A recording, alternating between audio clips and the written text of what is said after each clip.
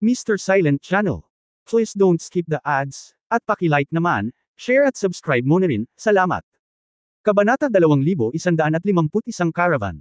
2151. Hanggang sa hapon, ang mukha ni Su Qingzhou sa wakas ay may bakas ng mapula. Unti-unting hamupa ang ginaw sa babae. Para kay Su Qingzhou, talagang naglalakad ito pabalik mula sa gate ng impyerno. Wala siyang ideya kung sa susunod na magkaroon ng malamig na pag-atake, hindi na niya mababawi ang temperatura ng kanyang katawan. Ngunit nakasanayan na niya ito, at napakagaan sa buhay at kamatayan. Hanggang ngayon, dahil sa presensya ng lalaki sa tabi niya, napakaswerte niya na hindi siya patay. Ang hininga ng babae ay matamis na may bahid ng tamis. Inabot ni Ye Fan at magiliw na hinaplos ang mainit at makinis na pisngi ng kanyang asawa, mas maganda ba ito? Well, si Su Qingzhou ay mapanlinlang na ipinunas ang kanyang mukha sa kamay ng lalaki, gusto niya itong hawakan pa. Ngumiti si Ye Fan, hinawakan ang mukha ng babae at hinalikan siya. Xiaoshu, tiyak na gagamutin kita sa lalong madaling panahon. Si Ye Fan ay sumusumpa sa kanyang puso na hindi na siya makakapagpatagal. Mamaya, kailangan niyang tanungin si Suhi kung dumating na ang batch ng mga halamang gamot na binili niya. Bago iyon, dumiretso siya sa ilang, o kahit na diretso sa templo ng ilang. Dapat siyang magsaliksik o makahanap ng lunas sa lalong madaling panahon. Nang makitang labis na nagdurusa si Su Qingzhou, mas hindi ito komportable kaysa sa matalo sa iba't ibang paraan sa labanan. Bagamat hindi umaasa si Su Qingzhou, sinabi pa rin niya naniniwala ang aking asawa sa aking asawa. Saglit na natulog ang dalawa na magkayakap, nang ang boses ni Uncle Shui ay nanggaling sa labas. Little Marky. Nagtanong si Ye Fan, ano ang problema, Tio Shui? Ang matandang alipin na ito ay hindi dapat nag-abala, ngunit si Miss Kung Chan sa labas ay nakaluhod sa ulan sa loob ng 2 o 3 oras. Paano ito magiging maganda? Sumimangot si Ye Fan, talagang umaasa sa kanya ang babaeng iyon. Kung nakita ito ng mga tao ni Bifang, talagang maliligaw sila sa kanya. Si Ye Fan ay walang magawa at kailangang bumangon sa kama. Sa kabutihang palad, halos gumaling na ang katawan ni Su Qingzhou. Asawa, narinig ko na may nangyari sa Mashengo Mansion ni Bifang at sa mansion ni Uncle Guo. Tanong ni Su Qingzhou. Alam mo rin yun. Lumingon si Ye Fan at nagtaka habang suot ang kanyang pantalon, sino ang nagsabi sa iyo? Napakalaking bagay, kumalat ang buong imperial na lungsod sa madaling araw, at bago nagkasakit ang babae, pinakinggan ko ito. Pinag-uusapan ito ng mga tao. Pinag-isipan ni Su Qingzhou ang lalaki, asawa, may kinalaman ba sa iyo ang dalawang bagay na ito? Lumingon si Ye Fan at ngumiti ng masama, kung sasabihin ko, nasira ko ang dalawang bagay na ito, prinsesa. Naniniwala ka ba? Doon natulog si Su Qingzhou, kinusot ang kanyang mga mata, at pagkatapos ay ngumiti ng maliwanag, sinabi ng aking asawa, oo, umaasa lamang ang aking asawa na ligtas ang aking asawa. Yumuko si Ye Fan at hinalikan ang noo ng babae, talagang mabuti, huwag kang mag-alala, anuman ang mangyari sa labas, aayusin ko ito. Nakabihis ng maayos, dumating si Ye Fan sa gate ng mansyon ni Hao. Tamang-tama, nakita ko si Bikung Chan, na nawala na ang hitsura ng isang manok, na nakaluhod doon kasama ang kanyang harapang abo. Nakita ito ng mga dumaraan na sasakyan, kabayo at mga naglalakad, at hindi kakaunti ang tumuturo. Nang makitang lumabas si Ye Fan, hindi umimik si Bikung Chan. Ngumiti si Ye Fan, bumangon ka at pumunta sa isang lugar kasama ko. Habang nagsasalita siya, naglakad si Ye Fan patungo sa kalye nang hindi naghihintay na magtanong si Bikung Chan. Bagamat naguguluhan si Bikung Chan, tumayo pa rin siya at tahimik na sumunod, na may dalang nakakaawang airbag. Lumiko si Ye Fan sa isang sulok at pumasok sa isang desyerto na eskinita. Paglingon niya, tumingin siya kay Bikung Chan na may blankong ekspresyon. Tumingin sa kaliwa at kanan si Bikung Chan, at umatras ng 2 hakbang na may kaba, Ye concubine, papatayin mo ba ako? Bumantong hininga si Ye Fan, tatanungin kita sa huling pagkakataon, kung pupunta ka o hindi. Bagamat natakot si Bikung Chan, patay na siya sa lahat ng dako, nagngangalit ang kanyang mga ngipin at sinabing, huwag kang pumunta. Kung hindi mo ako tatanggapin bilang isang katulong, luluhod ako sa labas ng tirahan ng Hao. Wala akong dignidad ngayon, at hindi ako maaaring manatili sa akademya. Pagbaba, dead end din ang Wei clan, walang mawawala. Ngumiti si Ye Fan, alam ko, tapos na. Ano yun? Katatapos lang magtanong ni Bikung Chan, gayunpaman, bigla niyang nalaman na biglang sumulpot si Ye Fan sa kanyang harapan, napakabilis na hindi siya nakapag-react. Sa susunod na sandali, si Ye Fan ay pumunta mismo sa likod ni Bikung Chan at nawala ng malay ang babae. Nang matapos, inihagis ni Ye Fan si Bikung Chan sa storage ring. Nagkataon na si Ye Weiyang ay naiinip mag-isa, maging magkaibigan tayo.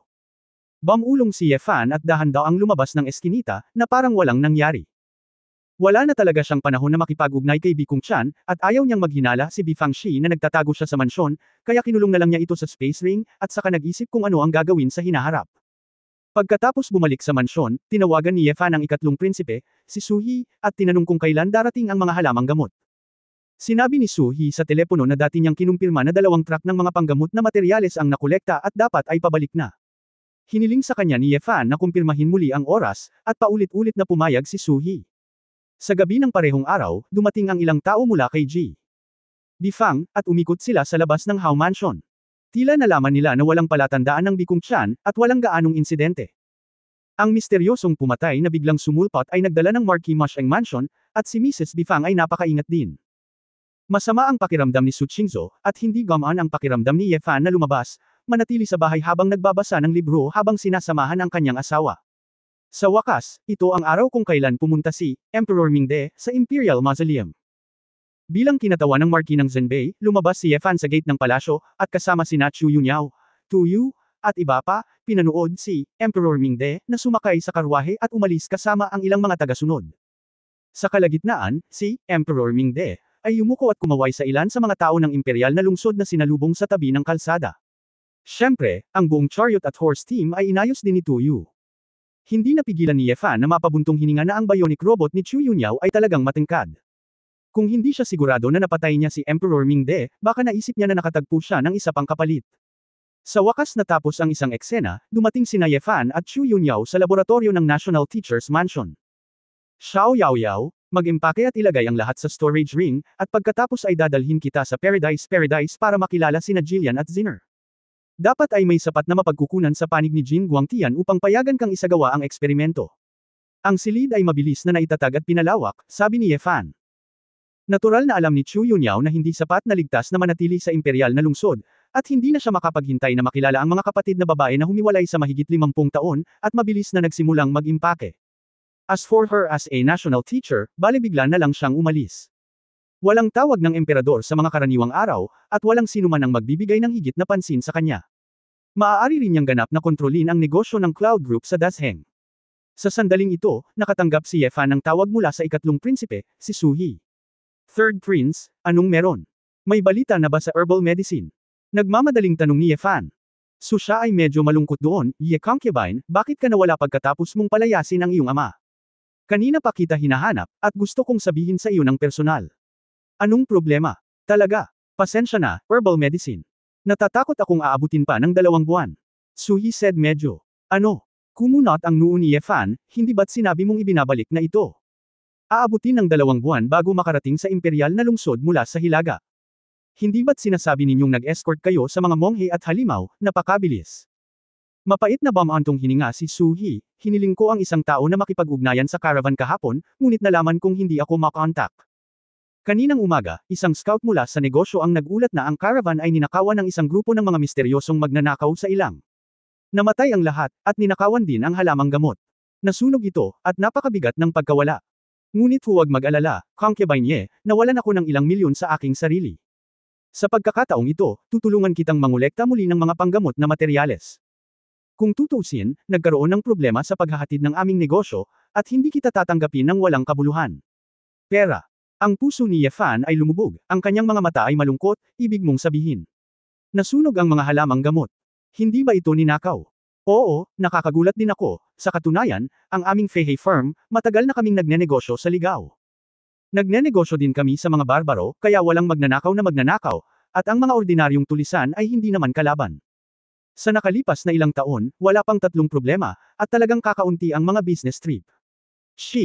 Hindi ko alam kung bakit, ayos naman ang ibang caravan, pero naaksidente lang ang caravan na naghatid nitong batch of herbs. Ang mga ito. Iningatan ng mga magnanakaw ang mga mamahaling halamang gamot at hindi ninakawan, ngunit kumuha ng ilang ginto at pilak na ari-arian, ngunit kinuha ang halamang gamot sa halip. Nasunog ito, ano ba?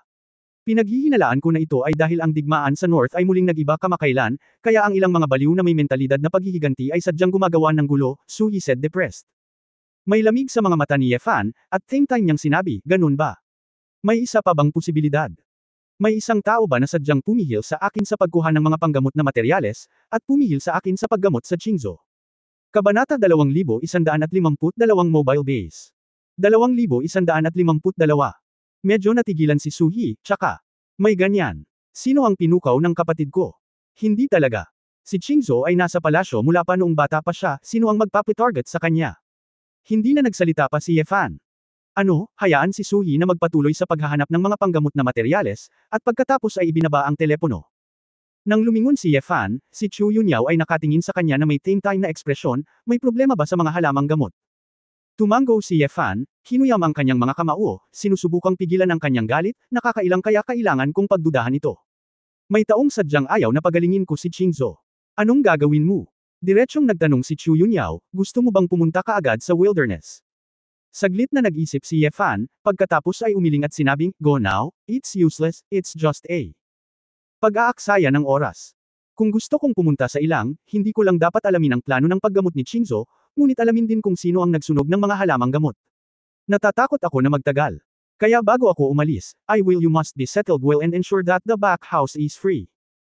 Kapag wala ako rito, dapat kang bumuo ng network ng komunikasyon at maging ang transmission device sa pagitan ng Dongchan Feudi at Dasheng sa lalong madaling panahon. Kumikislap ang mga mata ni Chu Yunyao, gusto mong mapunta sa Dasheng. Gumawa ng space jumping device sa pagitan ni Nazing at Dongchan Feudi. Oo, kung hindi, aabutin ng masyadong maraming oras upang pabalik-balik sa pagitan ng dalawang lugar, at mayroong isang bagay na apurahan na hindi maasikaso sa oras, sabi ni Yefan. Nakinig si Chu Yunyao, naglabas ng bagong space ring, at sinabing, pumasok ka. Natigilan si Yefan, ito ang bagong mobile base, na inihanda mo sa panahong ito. Pumasok ka muna, at malalaman mo kapag nakita mo ito. Ang password para ipasok ay ang aking kaarawan, sabi ni Chu Yunyao. Ako na mismo ang pumasok sa ring. Sa sandaling mawala ang babae, biglang nahulog ang singsing, at kinuha ito ni Yefan. Ngumiti si Yefan. Buti na lang at naalala niya ang kaarawan ng babae, kung hindi ay mapahiya siya. Agad niyang inilagay ang singsing sa mesa at sumunod sa inner space. Nagbago ang larawan sa harap mo, at ang lumitaw ay isang bukas na damuhan na may 3 o 400 metro kwadrado. Tunay na lupa, totoong bulaklak, air maker sa 4 na sulok, artificial na pinagmumulan ng liwanag sa itaas. Sa gitna, isang 3 palapag na bahay na gawa sa solid wood ang ganap na naitayo. Bagamat mukhang simple, ito ay napaka-praktikal. Pumasok si Yefan sa bahay at nalaman na mayroong lahat ng uri ng kasangkapan sa loob nito. Itinuro ni Chu Yunyao ang 2 multifunctional na robot sa pintuan, inilagay ko ang lahat ng hilaw na materyales sa singsing, at ang 2 robot na ito ang nagtayo ng bahay. Ang unang palapag ay ang recreation room at dining room, ang ikalawang palapag ay ang kwarto, at ang ikatlong palapag ay ang kwarto. Ang unang palapag ay ang aking maliit na laboratorio, at nailipat ko na ang karamihan sa mahahalagang instrumento. Naglakad-lakad si Yefan pataas at pababa, at hindi maiwasang humanga, Xiao Yaoyao, ikaw ay talagang isang henyo, talagang ginawa mo ito. Ang pangunahing teknolohiya ay nalutas na. Ito ay para lamang mapalawak ang espasyo, at ito ay hindi masyadong mahirap. Kung hindi dahil sa katatagan, nakagawa sana ako ng mas malaking espasyo. Naisip ko, kung dadalhin mo si Chingzo, sa ganitong paraan, hindi mo kailangang mag-alala. Dasheng. Pwede ka pang pumasok dito, malaki ang mundo, pwede kang pumunta kahit saan magkasama, sabi ni Chu Yunyao. May pananabik din si Yefan sa kanyang mga mata, ngunit pagkatapos ng mahinahong pag-iisip tungkol dito, tinanggihan pa rin niya ito. Sa pisikal na kondisyon ni Chingzo, hindi ito masyadong nakakapagod. Ito ang pinakamakatwirang bagay na manatili sa mansyon ni Zhenbei Hao at magkaroon ng isang tao na aalagaan, at hindi mo na kailangang umangkop muli. At hindi natin sinusubukang tumakas ngayon, hindi mo na kailangan pang lumiit sa ring, sumunod ka sa akin. Tumatakbo sa paligid. Habang ang sitwasyon ay matatag, dapat mong gamitin ang mga mapagkukunan ng Jin Guangtian sa lalong madaling panahon upang magtatag ng isang network ng komunikasyon at isang space transmission device. Ang gusto namin is to live openly and honestly, not to hide and hide. Lahat nakatira sa ring, tapos yung advantage na napanalunan namin ngayon wala na. Naisip ni Yefan, maliban kung ito ang lungsod ng kawalang kasalanan. Ang Panginoon ng lungsod ay napanagot, anong krisis ang nangyari, o ang pamilyang Su ay nakakita ng problema at gustong lumaban. Kung hindi, hindi siya nasa panganib pansamantala, kaya bakit siya tatakbo kasama ang mga babae? Kung hindi natin sasamantalahin ang pagkakataong mapabilis ang pagkakatatag at palakasin ang sariling kapangyarihan, hindi ba mawawala ang lahat ng naunang tagumpay? Siya ay malakas na mag-isa, dapat siyang mas malakas kaysa sa lahat, at ito ay ligtas. Hoy, kayong mga lalaki, ang pagnanasa ay talagang walang katapusan, iniisip ko ang lahat ng magkakasama noon. Lumipad, kahit anong makamundong pagtatalo. Ngayon na mayroon na tayong teritoryo, at kapag naging matatag na ang sitwasyon, gusto kong bumuo ng sarili kong kapangyarihan. Pabirong ngumiti si Chu Yunyao. Alam ni Yefan na binibiro siya ng babae, kaya hindi niya napigil ang sabihin, Xiao Yaoyao, sa palagay ko ay natatakot ka. Aalis ako at gusto kong makasama ako palagi, kaya iyon ang ginawa ko, hindi ba? Masyado kang maraming iniisip. Inilibot ni Chu Yunyao ang kanyang mga mata kay Ye Fan, iniisip ko lang ang iyong prinsesa, nag-aalala ako na kung aalis ka ng masyadong matagal, magkakasakit siya pagkatapos isipin niyon araw at gabi. Ako mismo ay hindi makapaghintay na manatili sa laboratorio at gawin ang aking pananaliksik. Sa katunayan, matagal ko nang iniisip ang tungkol sa pagpapalawak ng komunikasyon sa network sa mundong ito. Hindi magtatagal ay hahawakan na ng mga monghe sa kuweba ang ating ulap sa kanilang mga kamay. Ang mobile phone na ginawa ng grupo. Tanong ni Ye Fan. Paano mo pinaplano na makisali sa internet? Sa pagitan ng Dasheng at Dongchan Feudi, mayroong daan-daang libong milya ng mga sinaunang bundok at kagubatan. Mayroong mga halimaw at mga hayop, at sila ay lubhang mapanganib. Maaari kang bumuo ng isang signal tower sa loob. Kahit na ito ay binuo, ito ay tinatayang masisira ng mga halimaw. Kahit na maglunsad ka ng ilang sasakyang panghimpapawid at magtatag ng istasyon ng signal sa himpapawid, hindi banggitin na ito ay mawawasak sa pamamagitan ng kapangyarihan ng kaguluhan kung ito ay masyadong mataas, at ito ay masisira rin ng mga lumilipad na halimaw at monghe sa mababang altitude. Sa lupa, sa himpapawid, syempre hindi, ngunit ang aking mga nanorobot ay maaaring ganap na maglagay ng mga base station ng signal sa ilalim ng lupa. Nasa kagubatan ako, naghahadyos ng mga nanosignal robot paminsan-minsan, kahit yumanig ang lupa, hindi ito masisira ng napakaliit. Robot. Hanggat binibigyan mo ako ng sapat na mapagkukunan, tiyak na makakalusot ako sa network sa pagitan ng Dasheng at Dongchan Feudi sa loob ng 1 hanggang 2 buwan. Kumpiyansa na sabi ni Chu Yunyao.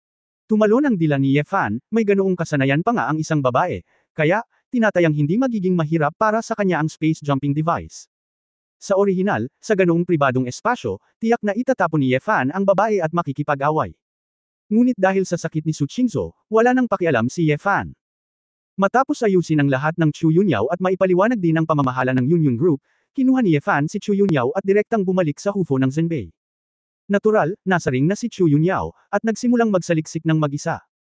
Dumating si Ye Fan sa bahay ni Su Qingzhou, hinawakan ang mga kamay ng babae, at sinabi sa mainit na boses, Xiao Shu, aalis ako saglit sa bahay para tulungan kang maghanap ng mga halamang gamot. Ang maikling panahon ay higit sa kalahating buwan, at ang mahabang panahon ay maaaring 2 o 3. Mga buwan, kung gusto mong gumaling, hindi ka pwedeng manatili sa bahay sa lahat ng oras. Kung may paraan ako para makontak ka, tatawagan kita. Pagkatapos ng lahat, walang signal sa ligaw, kaya natural na hindi nang ahas si Ye Fan na mangako na makipag-ugnayan sa iyo araw-araw. Si Su Qingzhou ay natural na may luha sa kanyang mga mata. Pagkatapos ng lahat, si Ye Fan ay kakabalik lang kanina, at ang babae ay lubhang nag-aatubili. Ngunit alam din ni Su Qingzhou na dahil gumawa si Ye Fan ng ganoong desisyon, malamang na pinag-isipan niya ito ng matagal, at imposibleng baguhin ito kung gusto niya. At, mas sabik siya kaysa dati na talagang gagaling siya ng isang lalaki. Asawa, pagkatapos ay ipinangako mo sa iyong asawa na makikipag-ugnayan ka sa akin kapag mayroon kang oras, at dapat mong alagaan ang iyong sarili, sabi ni Su Qingzhou, pinipigilan ang kanyang mga luha. Hinawakan ni Ye Fan ang buhok ng babae at hinawakan ang kanyang noo, I promise you. Pagkatapos magpaalam sa kanyang asawa, nagpadala si Ye Fan ng mensahe kina Ye Wanqing at Ye Danqing, at ipinaliwanag kay Shuibo, para hindi na sila mag-alala at gumugol ng mas maraming oras kay Su Qingzhou. Tulad ng para sa akademya, at si Ye Wangto at ang kanyang asawa mula sa Zhenbei Army, si Ye Fan ay masyadong tamad na alalahanin ito, hayaan silang mag-isip. Para magmadali, hindi masyadong naantala si Ye Fan kasama si Chu Yunyao sa kalsada. Lumipad siya ng tuluyan gamit ang mga pakpak ng espadang kaliskis ng dragon at pakpak ng dragon, at lumipad pabalik sa Taishu Peak at Wanhua Valley. Kabanata 2153 Masyadong kapanapanabik. 2153. Nakita muli ni Chu Yunyao si Chanri pagkatapos ng ilang araw, at nakakagulat na makita ang tanawin ng langit at paraiso sa kanyang harapan. Ngayon ang Valley of Thousand Flowers ay ganap na na-renew. Hindi lamang naitayo ang batong monumento ng Sacred Sword Sect 100 Flowers Hall, ngunit sa ilalim ng gabay ni Ling Yue, ang pagbuo ng proteksyon sa bundok ay pinalawak at pinalakas din. Isinuot ng mga engkanto ng bulaklak ang mga binili na damit, at lahat sila ay puno ng masasayang ngiti, nag-uusap at nagtatawanan na nag-aalaga sa mga espiritong bulaklak at diwata. Sect Master, bumalik ka na. Ang matamis na mukha na si Zhu Tao at ilang mga diwata ng bulaklak ay nakita si Ye Fan, at agad na lumuhad at nagbigay ng saludo. Huwag masyadong magalang, nasaan ang mga babae? Tanong ni Ye Fan. Back to the head, Mrs. Yue and Mrs. Zimo went to other halls because of some business. Mrs. Ziner and si Mrs. Rujiao ay nasa Sword God Kick, sagot ni Zhu Tao. Sword God Kick. Nagtaka si Ye Fan, nasaan ito? Hindi pa alam ng Sect Master. Noong nakaraan, pinalitan ng mga babae ang Taishu Peak ng Sword God Kick, bilang sentro ng ating God Sword Sect. Ang Wine Sword Immortals at Dansheng Adults ay nagpahayag din ng kanilang pagsang-ayon at suporta, at ngayon ang langit at mga pagpapala ay dapat ikalat. Si Zhu Tao at iba pang mga immortal na bulaklak ay tumingin kay Ye Fan ng may paghanga. Nahihiya si Ye Fan, ang mga babaeng ito ay talagang nakakapag-itsa, at pinapalitan pa ang isa sa pinakamataas na bundok sa buong kuweba, at maging ang buong prehistoric continent, sa kanyang pangalan. Haha! Your Excellency Sword God, baka nahihiya ka rin.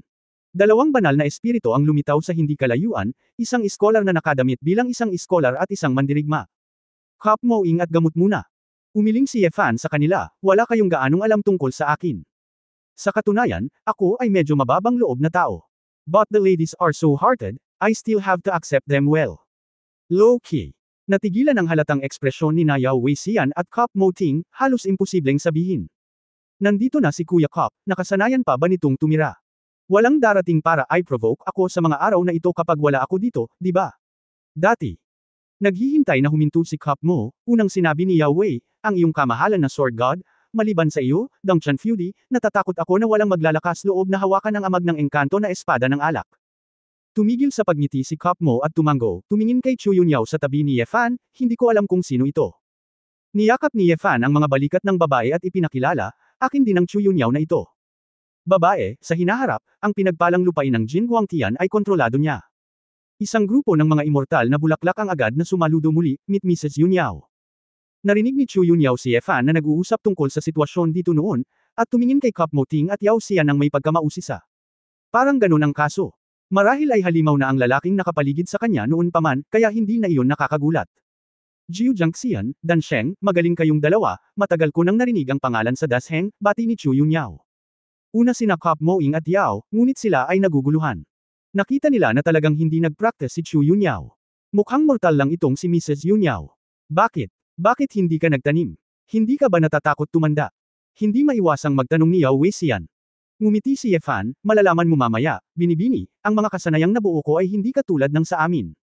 Anuman ang pagdududa ng dalawang eksperto, kinuha ni Ye Fan si Chu Yunyao para lumipad.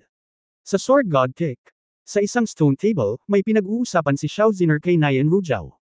Biglang nalaman ng hitsura ni na Ye Fan at Chu Yunyao, ang dalawang babae ay tuwang-tuwa. Nang makita nilang buhay na buhay si Chu Yunyao sa harapan nila, tuwang-tuwa na tumakbo ang dalawang babae. Yunyao. Ang.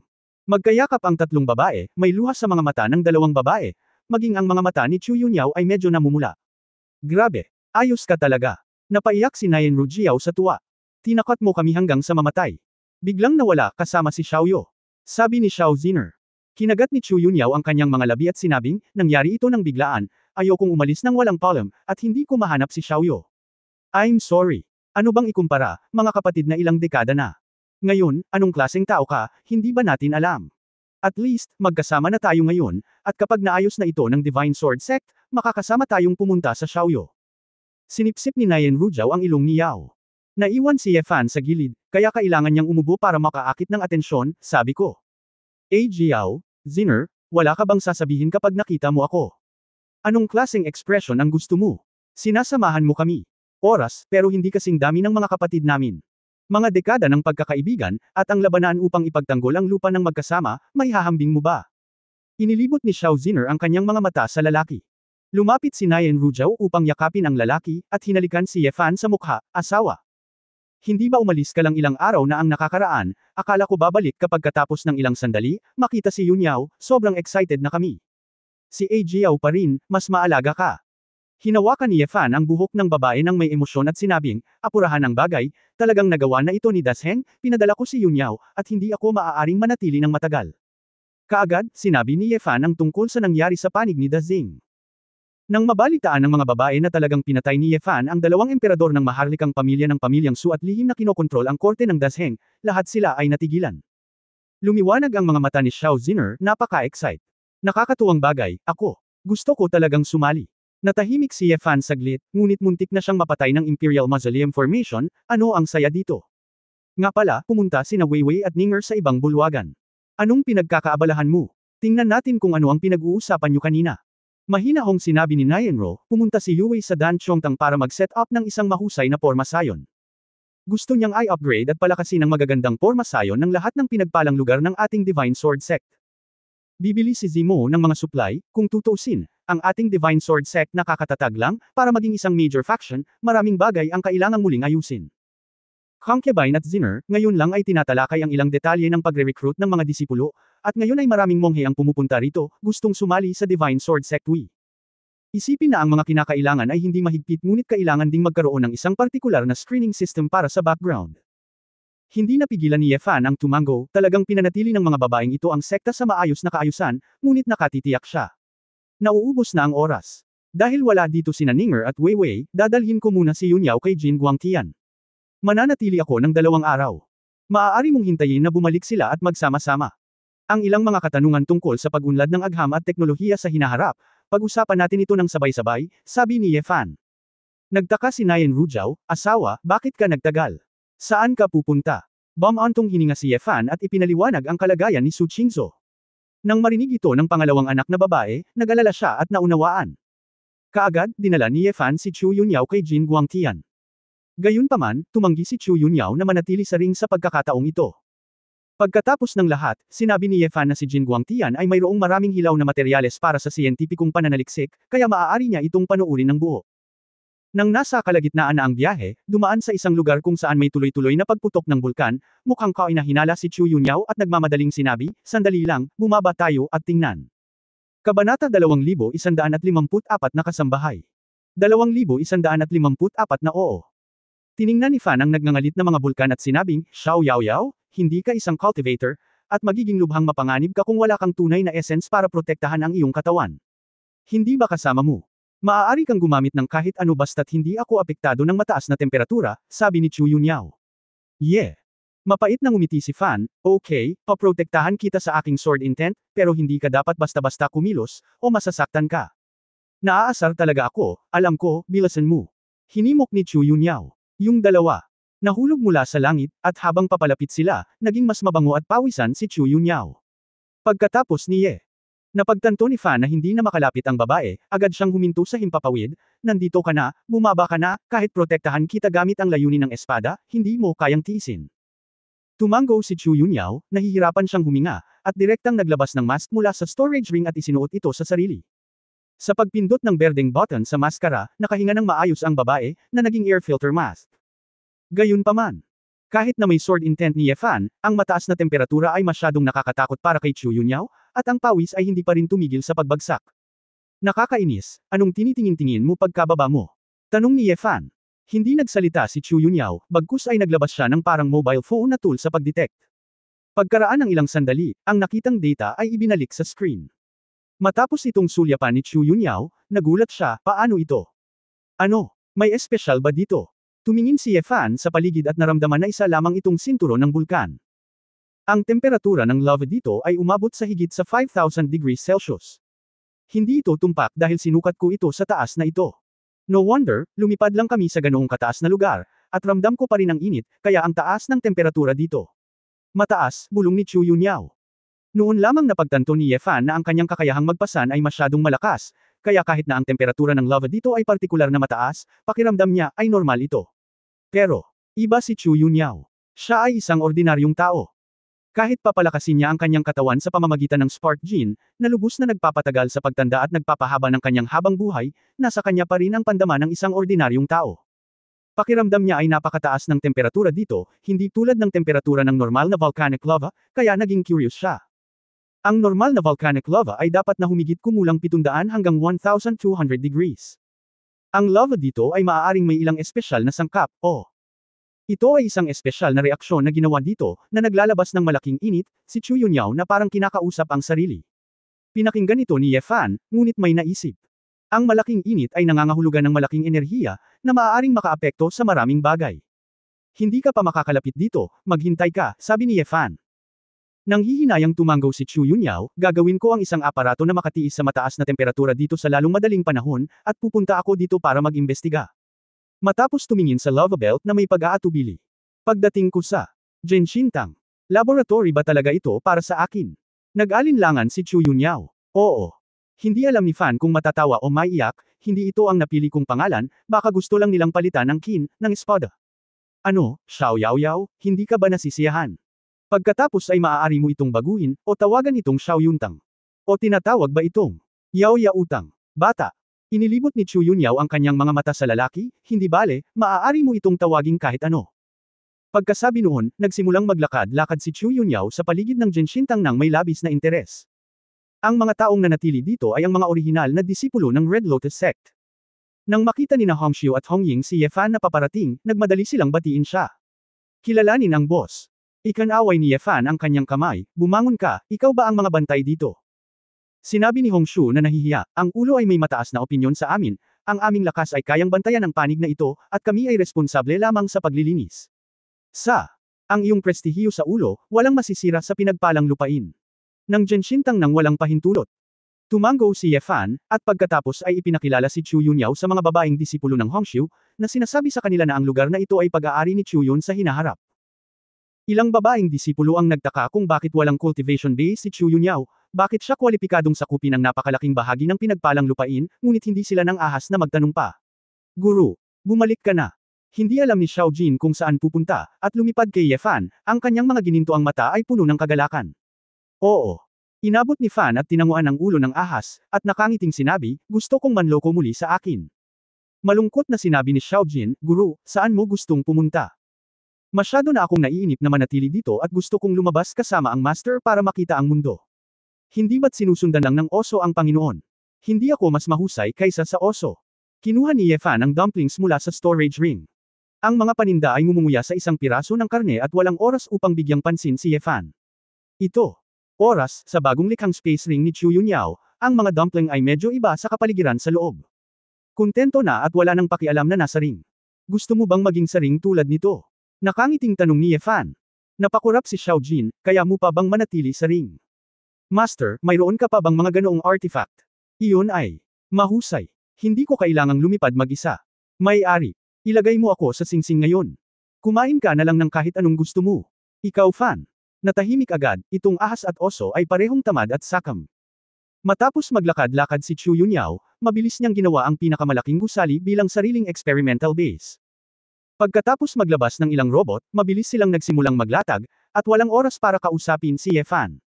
Kasama sina Xiao Jin at Tang Yuan, nilakad ni Fan ang hangganan ng Genshin. Hanggang sa gabi, sumugod sina Ning Zimo, Nayan Rujao at iba pang babae.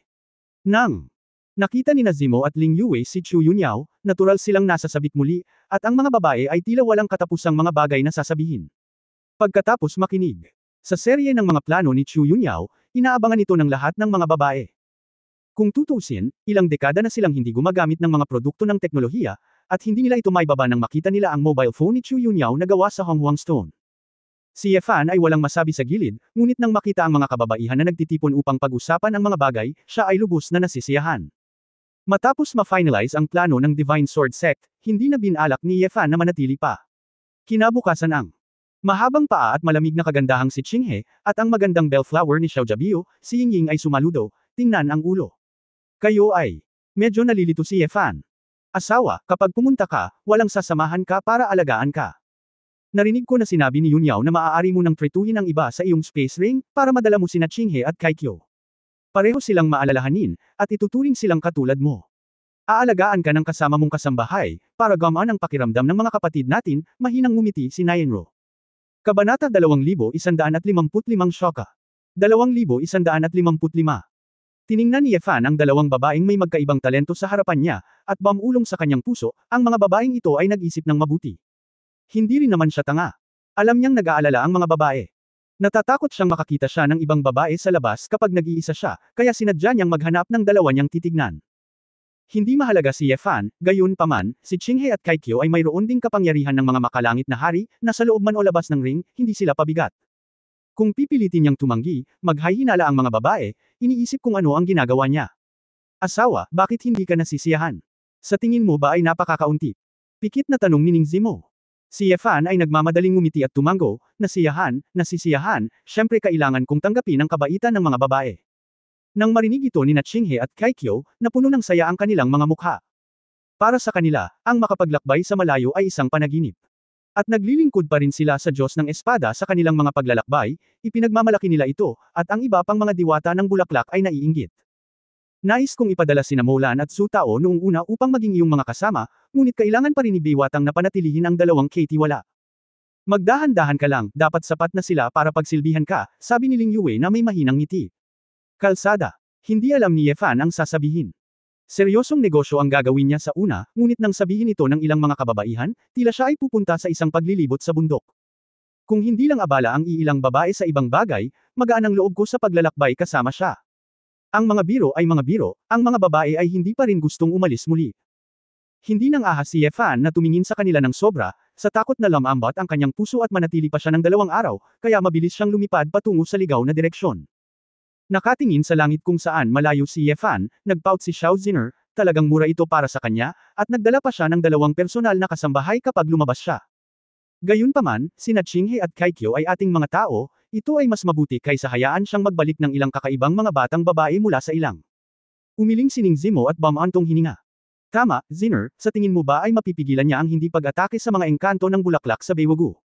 Hindi ba't oras na lang? Tiwalang sabi ni Ling Yue. Walang magawang sinabi ni Nayan Rujiao, bakit miss na miss mo na ang asawa mo, hindi ba't 2 na lang ang personal maid mo, at natural lang na isama sila ng asawa mo? Hindi napigilan ni Ling Yue na iunat ang kanyang mga kamay upang hawakan ang malambot na mukha ni Nayan Rujiao. Jiao, paano mo nagawa ito, paano ka pa rin magiging inosente sa ilang daang taong gulang? Hindi mapigilan ni Nayan Rujiao na mamula, hindi alam kung ano ang sasabihin, at ang mga babae sa paligid ay hindi napigil ang tumawa, ngunit pinalambot nito ang sentimental na kapaligiran. Sa kabilang banda, pagkatapos ipadala ni Ye Fan sina Qinghe at Kaikyo sa ring space, lumipad sila ng tuluyan. Bagamat gustong makita ng 2 engkanto ng bulaklak ang tanawin sa daan, ang kanilang mabagal na bilis ng paglipad ay maaantala pa rin ang biyahe. Hinayaan lang sila ni Ye Fan na maunawaan. Maghintay hanggang sa target na lokasyon, at pagkatapos ay isaalang-alang ang pagpapalabas sa kanila. Buti na lang at sanay na sila Qinghe at Kaikyo na maging alipin at kasambahay, kaya hindi na sila magrereklamo, at ang pagtingin lang sa mga bagay sa ring space ay sapat na para sila ay matuwa. Si Ye Fan ay hindi dumiretso sa ilang, ngunit unang pumasok sa Dasheng at nagtungo sa pangunahing lungsod ng Xuanming Clan, na siya ring Beiming City kung saan matatagpuan ang Zhenbei Army. Pagkatapos ng lahat, ang ligaw at malawak na kalawakan ay mas malaki kaysa sa Dasheng. Bagamat ang mga istatistika ng populasyon ay mas mababa sa 1/4 ng Dasheng, ito ay dahil din sa lumalangoy ang mga ligaw na tribo, at hindi madaling gumawa ng mga tunay na istatistika. Ang bulag na pagsisiyasat ay isang langaw na walang ulo, naghahanap ng karayom sa isang dayami. Ang mga caravan ng Feihe Commercial Bank ay dadaan lahat sa Beiming City, ibig sabihin, hanggat sinusundan mo ang ruta ng paglalakbay ng caravan at naghahanap sa kabilang direksyon, mas mataas ang posibilidad na makahanap ng mga pahiwatig. Bukod dito, mayroon ding iba pang paghahanda si Ye Fan na kailangang tapusin sa Beiming City. Beiming City, kung saan umuulan sa buong taon, ang mga pader ng lungsod ay daan-daang talampakan ang taas, tulad ng isang itim na kulay abo na dragon, na napapalibutan ng isang malaking lungsod sa isang pugad. Pagkatapos ng lahat, ito ay isang lugar ng militar, at hindi nais ni Ye Fan na ipagsapalaran na makaakit ng ilang atensyon. Pagkalapag ng maaga, pinakawalan niya ang 2 huwasiyan. Dahil ito ay isang monghe, kahit na mababa sa 0 ang temperatura sa paligid, wala itong epekto. Wow! Ito ba ang maalamat na snow? Bulalas ni Kaikyo nang makita ang mga puting balahibo ng gansa sa buong kalangitan. Si Qinghe ay may hawak din ng mga snowflake sa kanyang mga kamay, at isang excited na ngiti ang lumitaw sa mukha ni Leng Li. Nakarating na tayo sa Beiming City, pasok na tayo. Tumalikod si Ye Fan at ngumiti.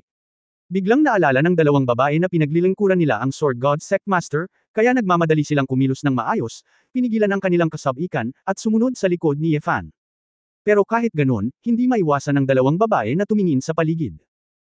Unti-unti, nakakita ako ng ilang mga karwahe at mga kabayo, mga caravan, mga dumadaan, lahat ng uri ng makakapal na damit at mga kalakal sa hilaga, na lahat ay hindi kailanman nakita sa mainit na spring like Wanhua Valley. Nalaman ni Ye Fan na bagamat may ilang milya pa mula sa matayog na Beiming City sa unahan, mayroon ng malaking bilang ng mga vendor sa magkabilang gilid ng kalsada sa labas, na naglalagay ng mga stall para magnegosyo. Pagkatapos ng lahat, ito ay isang hangganan ng lupain, at ang kalakalan ay maunlad. Ang ilan sa kanila ay matangkad at malaki, nakasuot ng mga balat ng hayop, tanso at maitim na kutis, nakatirintes na buhok, at nagsasalita ng wika ng Dasheng na may kakaibang impit, halatang hindi ang mga taong Dasheng. Shoka, shoka, masarap shoka, fresh, tamis. Hindi maiwasan ni Ye Fan na tumingin sa booth ng isang malaking lalaki nang makaamoy siya ng matamis na amoy ng matamis na gatas. Lumapit ako para tingnan at nalaman kong ito ay merienda na parang isang cube ng keso. Si Shoka ito. Anong ginagawa mo? Tanong ni Ye Fan. Tama, Shoka. Gawa ito sa Blackhorn goat milk from our grassland. Ang sarap. Gusto mo bang subukan? Lasa. Pinisil ni Yefan ng kaunti at tinikman ito para sa kanyang sarili, at naramdaman na puno ito ng creamy, matamis at hindi nakakairita. Sa pagbabalik tanaw, nakita sina Qinghe at Kaikyo na parehong lumulunok ng kanilang laway at walang lakas ng loob na gumawa ng tunog, hindi nila napigil ang matawa, maaari mo ring subukan ito. Sa sandaling pinayagan ng dalawang babae, mabilis silang tumawa at sumigaw ng, "Salamat, Master." Bago lumabas, sinabihan sila na kapag sila ay lumabas, kailangan nilang itago ang kanilang pagtatanim, at pangalawa, hindi nila maaaring tawagin ang ulo, baka tawagin nila ang Master o Master kapag sila ay tinanong tungkol sa anumang bagay. Halatang nakasanayan pa rin ng dalawang babae na tawagin ang mga pangalang katulad ng kanilang mga amo. Matapos matikman ang dalawang maliliit na piraso, nagliwanag ang mata ng dalawang babae, at mukhang tuwang-tuwa sila. "Masarap ba?" tanong ni Yefan. Mariing tumanggo si Kaikyo. "Guro, ganito ba ang lasa ng gatas?" Mukhang namangha si Qing. Si Yefan ay hindi nakaimik, iniisip ito ng tama, ang Wanhua Valley ay puno ng nectar, saan nanggaling ang gatas ng kambing. Kung meron, at tanging. Karamihan sa mga babae ay mahilig pa rin sa matamis, umiling lang si Yefan at tinanong ang malaking lalaki, paano ito ibebenta? Card. Nagtaka si Yefan, Tuj. Ligaw na pera. Ikaw ba ay isang ligaw na tao? Oo, ako ay mula sa angkan ng Arguna. Tumawa ang malaking lalaki. Di ba sabi mo? Si Dasheng ay nakikipagdigma kay Wilderness, bakit ka nakikipagnegosyo sa panig ni Dasheng? Nagulat si Yefan. Napabuntong hininga ang malaking lalaki at nakangiting sinabi, mga sundalo ang lumalaban, ordinaryong tao lang kami, nagnenegosyo. Nilampasan namin ang Beiming City at umakyat sa kabundukan para pumunta dito, gusto lang namin kumita ng pera at bumili ng mga gamit para makabalik. Pero hindi kami makakapasok. Mula sa Bimengcheng, sasalakayin tayo ng nagtatanggol na hukbo. Dito lang tayo makakapag-set up ng mga stall, nakakaawa naman tayo, makakabili ka ng. Natigilan si Yefan, pinag-isipan ito ng mabuti, napakahabang linya ng hangganan, hindi talaga ito mahaharangan. Sa totoo lang, walang problema ang maglibot at pumasok sa Great Conquest. Ang pangunahing hinarang ng Zenbei Army ay mga magsasaka, hindi mga sibilyan. Naglabas si Yefan ng 10 levy coins at direktang bumili ng 10 shoka. Ouch! Salamat sa pagtangkilik mo. Bumalik ka kapag may oras ka. Iniyuko ng malaking lalaki ang kanyang ulo at yumuko. Tumalikod si Yefan at binigay ang 2 bag ng shoka sa 2 maid, "Tara, alis na tayo habang kumakain kayo." Ang 2 babae ay nabigla, at nagmamadaling iwinagayway ang kanilang mga kamay, "Hindi pwede. Guro, kumain ka na. Binili ko ito para sa iyo, hindi mo ito pinahahalagahan." Nagkunwari si Yefan na hindi nasisiyahan. Nang marinig ito ni Qinghe at Kaikyo, mabilis at maingat nilang kinuha ito, na may pasasalamat at galit sa kanilang mga mukha, "Salamat, guro sa gantimpala." Ngumiti ang magkapatid sa isa't isa at masayang kumain. Hindi napigilan ni Yefan na mapabuntong hininga na napakasaya niya kahit kumakain siya ng keso, nakakaawa talaga ang mga babaeng ito sa Valley of Flowers. Nang maglalakad na sana siya ng ilang hakbang pasulong, bigla niyang nakita ang ilang kabalyerong nakasakay sa mga halimaw na unicorn na agresibong sumulpot sa kanyang harapan.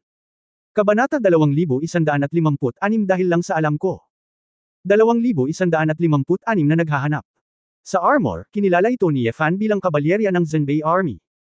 Kahit na karamihan sa mga tao sa Zenbei Army ay kilala si Yefan, pagkatapos ng lahat, siya ang Young Master, ngunit si Yefan ay nasa labas na ngayon para sa mga aktibidad sa pagbabalat kayo, ngunit hindi siya natatakot na makilala.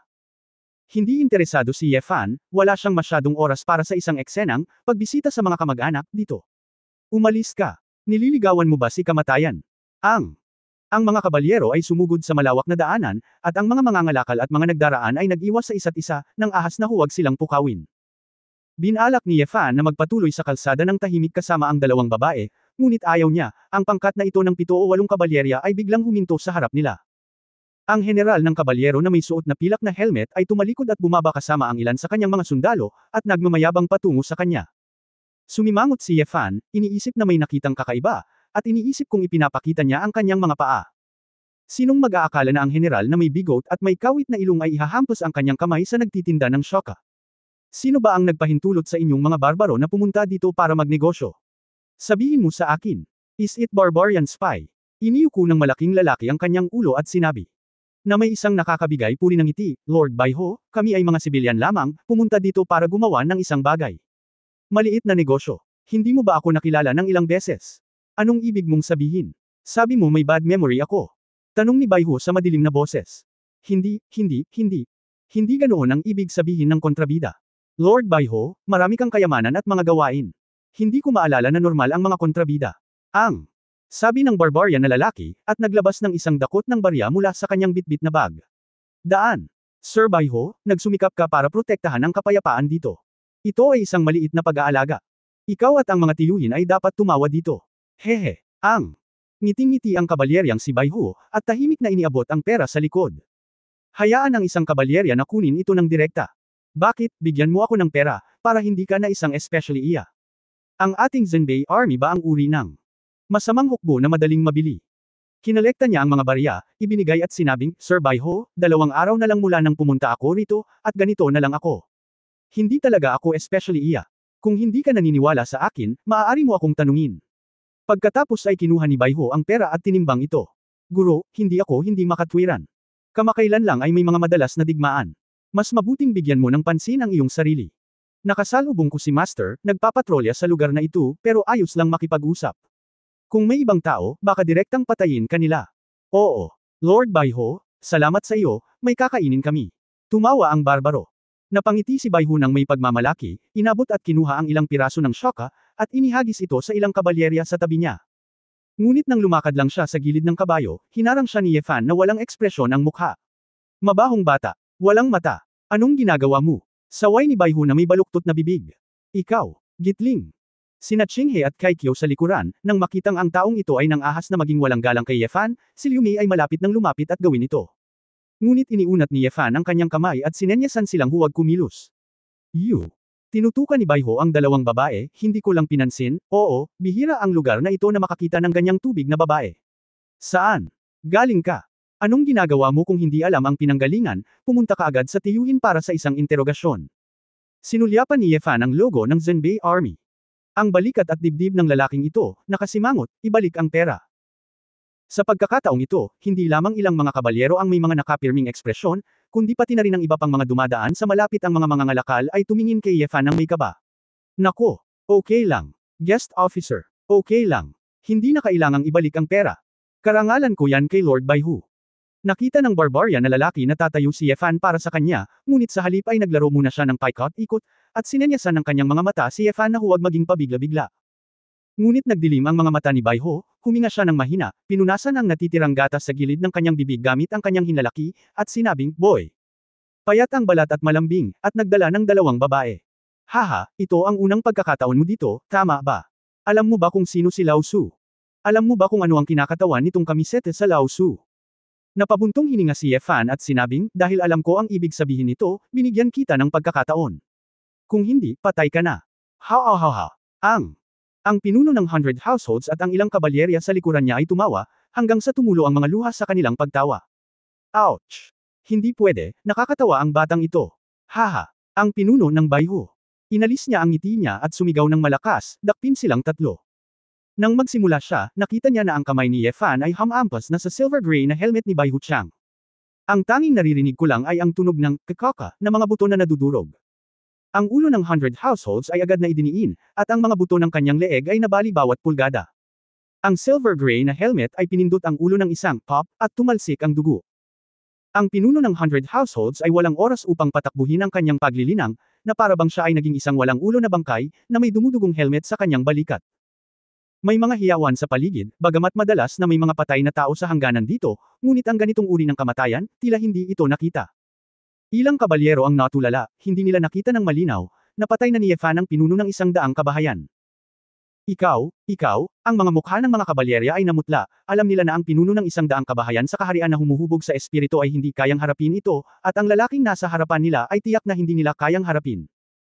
Ang susi ay ang taong ito ay walang silbi upang linangin, at talagang pinatay niya ang pinuno ng 100 sambahayan sa kaharian na humuhubog sa espiritu na may purong pisikal na lakas.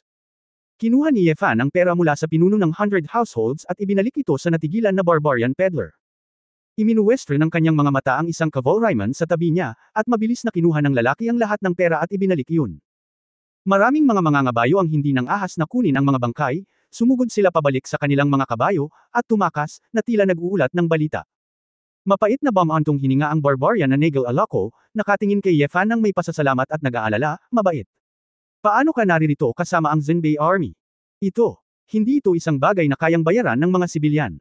Gao, hindi mo mapapantayan ang libu-libong tropa ng Zenbei Army. At kung gagamitin mo ang iyong cultivation base ng walang pinipili, ikaw ay magiging target ng pampublikong kritisismo, kaya dapat kang magmadali. Zenbei Army, palagi ka na bang binubuli ng ganito? Nang hindi na hinintay na magsalita ang malaking tao, may mga barbarong mga ngalakal sa gilid na nagsasabing, hindi ba? Alam nating natatakot tayong mahuli bilang mga especially iya, pupunta tayo para mangolekta ng pera. Maglalakas loob din silang ibuli ang mga tao sa ating mga damuhan, alam nilang wala tayong magpoprotekta sa atin. Ang isang grupo ng mga kalalakihan at kababaihan na nagmula sa ligaw ay may galit, ayaw at walang kapangyarihang mga ekspresyon sa kanilang mga mukha. Benefactor, isang taong dasheng tulad mo ay handang manindigan para sa mga tao sa damuhan. Ito ang unang pagkakataon na nakilala ko.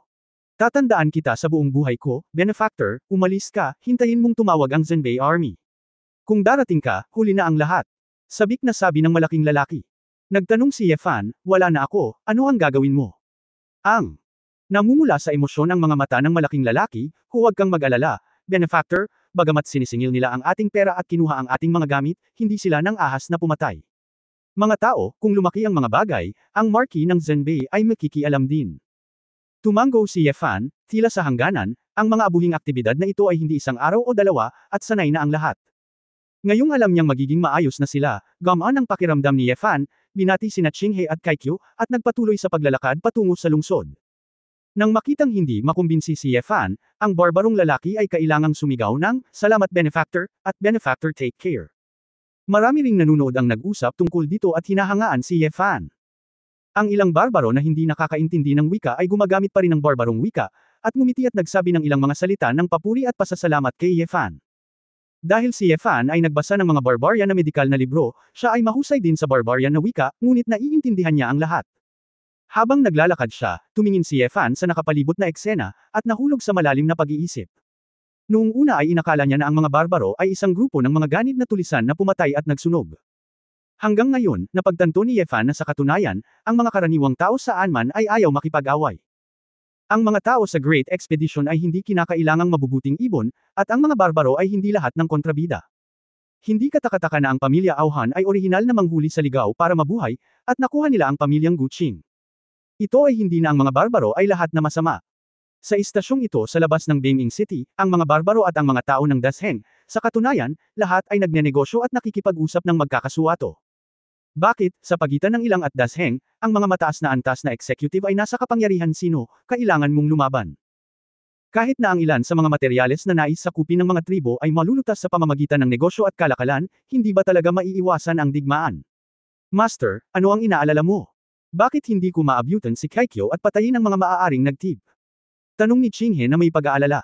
Bumalik sa katinuan si Yefan, lumingon at ngumiti at sinabing, okay lang, walang silbi na patayin sila, hinayaan ko lang silang magulat. Kabanata 2157 Pangingisda. 2157. Nagtinginan ang dalawang babae na may kainahinala, at nagtanong si Kaikyo, Guro, gusto mo bang patayin silang lahat? Kayong dalawa, hindi ba kayo nagtatanim ng mga bulaklak at halaman? Bakit mo naisip ang patayin? Patayin! Hindi napigilan ni Yefan ang matawa. Kung sino ang lumaban sa amo, papatayin ng mga alipin ang sinuman. Seryosong tugon ng dalawang babae. Saglit na natigilan si Yefan, at hindi niya naiwasang maramdaman na tila hindi niya sila binibigyan ng labis na kabaitan, bakit parang lahat sila ay dadaan sa apoy at tubig para sa kanya. Huwag kang mag-alala, natural kong sasabihin sa iyo kapag kailangan kita, sabi ni Yefan. Oo, guru. Masayang tumango ang dalawang babae. Habang naglalakad kami at nagkukwentuhan, nakarating kami sa gate ng lungsod. Nakita ng mga sundalo na si Yefan at ang tatlo ay mga mukha ng mga taong Dasheng, at maayos ang pananamit nila, kaya hindi nila sila pinigilan. Kung tutuusin, napakaraming tao ang dumarating at umaalis, at hindi nila masuri silang lahat. Matapos makapasok sa lungsod, nagbabago ang nakapaligid na tanawin, isang malaking bilang ng mga bato ang itinayo, at ang mga gusali na may malakas na pagbabago ng kasaysayan ay nakatatak sa mga mata. Sa bawat iba pang bahagi ng tabing kalsada, magkakaroon ng ilang mga kagamitang nagdudulot ng init ng sinaunang panahong bato, tulad ng lampara sa kalye, na naglalabas ng maliwanag na dilaw na halo, ngunit ginagawa nitong hindi kasing lamig ng labas ang lungsod.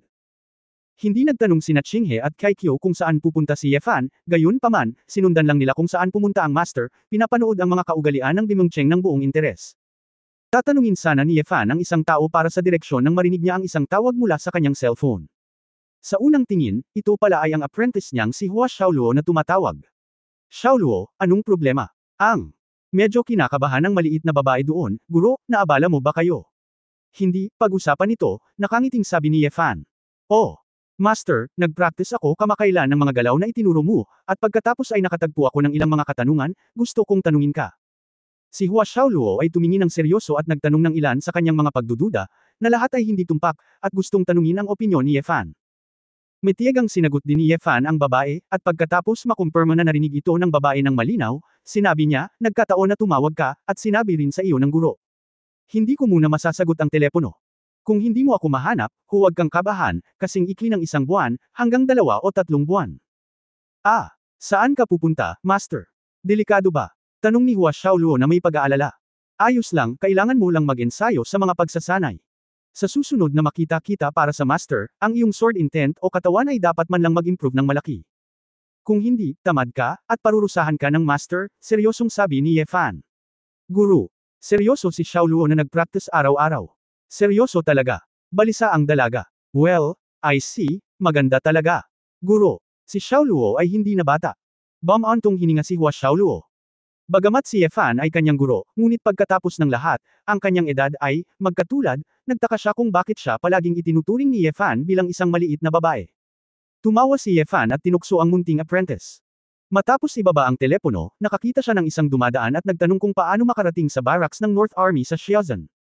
Matapos tanungin ang lokasyon, diretsyong pumunta si Ye Fan para hanapin ito. Hindi niya nabigyan ng hustisya ang nangyari kanina, ngunit naalala niyang pinagkatiwalaan din siya ni Guqing ng isang sulat. Ngayong nakarating na silang lahat sa Beiming City, dahil buong puso pa ring inaalagaan ng babae ni Guqing si Su Qingzhou, tutulungan ko siyang ihatid ang sulat. Ang bandila ng Zhenbei Army ay napakalinaw, at madaling mahanap ang istasyon ng Bimingcheng. Matapos ipaliwanag ni Ye Fan ang kanyang intensyon, ginabayan siya ng isang sundalo patungo sa isang espesyal na lugar ng pagtanggap. Matapos punan ang pangalan ng tatanggap na, Auhan, at ilang impormasyon, nag-iwan siya ng liham. Pagkatapos umalis sa barracks, nagtanong si Ye Fan tungkol sa lokasyon ng Feihei Commercial Firm.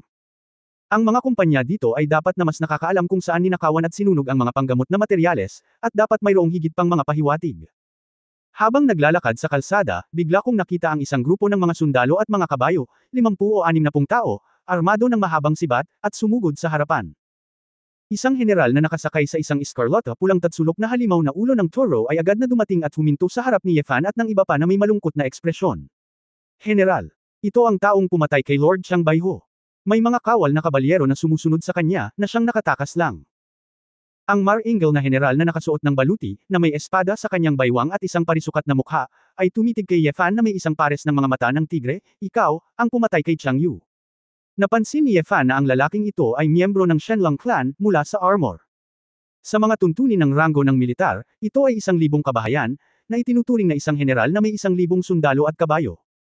Sa itaas na antas ng pangkalahatang hukbo, isa na siyang general na may 10,000 sundalo at kabayo, halos pangalawa lamang kay Ye Wangto. Ang lakas nitong 1,000 kabahayan ay umabot na rin sa rurok ng mahabang buhay. Sa karamihan ng mga lugar, ito ay talagang isang malakas. Ikaw ang amo ng lalaking iyon. Kumunot ang noo ni Ye Fan at sinabing, kinakonsinti lang ng Zhenbei Army ng Shenlong clan ang mga iyon. Mga hamak at sundalo. Hindi tama ang upper beam at baluktot ang lower beam. Kayo, 1,000 kabahayan, ay mayroon ding direktang pananagutan. Naninira lang ito sa pamilyang Shenlong, ang natigilan sandali si General, ngunit hindi niya inaasahan na tuturuan siya ni Ye Fan ng leksyon bago siya magalit. Anak, tinuturuan mo pa ba ako ng leksyon? Kahit si Chiang Yu ang may kasalanan, hahawakan ito ng ating hukbo. Kung maglakas loob kang pumatay, ito ay isang malubhang krimen. Ikanaway ni Cheno ang kanyang kamay, halika rito. Ibaba mo siya. Hulihin ang mamamatay tao, hayaan ang lungsod na lumipat sa cultivation base, maglakas loob na lumaban, at patayin siya. Matapos sumunod ang grupo ng mga sundalo, agad nilang binaling ang kanilang true essence para salakayin si Ye Fan. Ang mahahabang sibat sa mga kamay ng grupong ito ng mga sundalo ay pawang espesyal na ginawang mga ulo ng sibat, na may malakas na kakayahang tumagos sa ordinaryong tunay na diwa. Kahit na may puwang sa paglilinang, maaari pa rin nilang masira ang mga depensa. Si Ye Fan ay masyadong tamad na gawin ito sa pagkakataong ito, at basta-basta na lang tumawag, Xinghe, Kaikyo. Ang dalawang babae sa likod ay labis na hindi nasisiyahan, gaano kalakas ang loob ng grupong ito ng mga tao na maging napakawalang galang sa Diyos ng Espada. Nang marinig ang pagtawag ni Ye Fan sa kanila, agad niyang naintindihan at tuwang-tuwang sumunod sa isa, hamarang sa tagiliran ni Ye Fan. Sino ang nang-ahas na hawakan ng aming amo? Saway ni Kaikyo. Sabay na inilabas ng dalawang babae ang kanilang cultivation base. Pareho silang wood elemental mind art na itinuro ng cultivator na si Hua Sheng sa simula. Ang turquoise true energy ay kumakalat tulad ng hindi mabilang na ivy. Lumaganap ang pamimilit ng dalawang makalangit na hari, na naging sanhi ng pagkagulat ng daan-daang sibilyan at monghe sa lansangan. Hindi dahil hindi pa nakikita ng mga tao sa Bimengcheng ang hari sa langit, kahit na malakas ang banal na kaharian, magkakaroon ng panahon para tumangkilik. Pero ang tanong, hindi ba ang dalawang maid na ito? Paano maaaring kunin ng isang tao ang dalawang makalangit na hari bilang mga katulong? Sa sandaling inilabas ng dalawang babae ang kanilang cultivation base, hindi napigilan ni Ye Fan ang ngumiti ng pilit. Siya! Halos nakalimutan na nila na wala silang makamundong karanasan, alam lang nila kung paano mag-all out, at hindi man lang marunong magpigil. Oo nga, nang makita ni Cheno ang pressure, ang kanyang mukha ay namutla sa takot. Mabilis siyang bumaba sa kanyang bundok at sumigaw ng malakas. Teka, wag mong gawin. Ano ang pinanggalingan ng lalaking ito, hindi mo na kailangang manghula para malaman, tiyak na hindi ito bagay na maaari niyang pukawin sa 1,000 kabahayan. Sa gilid ng isang restaurant, may isang gwapong lalaki na may mahabang buhok na nakasuot ng kulay abong fur coat, may hawak na wine glass sa kamay, kumikislap ang mga mata, interesadong nanunood. Nang makitang umatras sa takot ang isang grupo ng mga sundalo, hindi na alam ng dalawang babae kung paano susunod na lalaban. Guro, ito ba ay papatayin? Tanong ni Ching He. Bumantong hininga si Ye Fan, iniunat ang kanyang kamay upang senadoryasan ang dalawang babae na huminto pansamantala, naglakad patungo sa 1,000 kabahayan, at sinabing, abandonahin ang iyong paglilinang, umalis ka sa Zhenbei Army. Nang marinig ito ni Cheno, ang kanyang buong katawan ay nanginginig sa takot, at nagmamadali niyang sinabi ng nakangiti, kamahalan, ako, si Ye Zheng, ay mga inapo ng Shenlong clan. Kung ngayon lang kita na-offend, hihingi ako ng tawad, paano ang pagpatay mo kay Chang Yu, paano kung hindi nangyari? Si Ye Fan ay masyadong tamad na makinig, ang kanyang mga mata ay sumenyas kay Ching He na nasa tabi niya. Si Ching He ay may masigasig na pag-iisip, at agad na itinaas ang kanyang kamay, isang Saiyan True Essence na direktang nakabalot kay Ye Zheng na parang baging. Ang paglilinang ni Ye Zheng sa mahabang buhay na kaharian, paano niya mapanghawakan ang tunay na diwa ng kaharian ng mga makalangit na hari? Sa isang pagtulak ng palad ni Ching He, isang pagsabog ng tunay na diwa ang lumabas mula sa kanyang palad, na direktang tumusok sa dantian ni Ye Zheng. Hindi. Sumigaw si Ye Zheng at nawalan ng malay. Pagkatapos ng proseso, kinuha ni Ye Fan ang kanyang mga anak at lumabas mula sa grupo ng mga sundalo ng walang sundalo ang nang-ahas na pigilan siya. Master, sapat na ba to? Hindi naman nila pababayaan di ba? Nanghihinayang tanong ni Kaikyo dahil hindi siya nakapag-perform ng maayos. Ngumiti si Ye Fan, alam ko lang na hindi sila susuko, kaya sapat na ito. Mga maliliit na isda at hipon lang ito. Ang gusto ko ay mahuli ang malalaking isda sa likod. Gayunpaman, direkta kang naglabas ng 100% cultivation base. Natatakot ako hindi lang kung ano ang gusto kong hulihin, kundi pati na rin ang ayaw kong hulihin. Guro, may ginawa bang mali ang alipin? Nahihiyang tanong ng dalawang babae.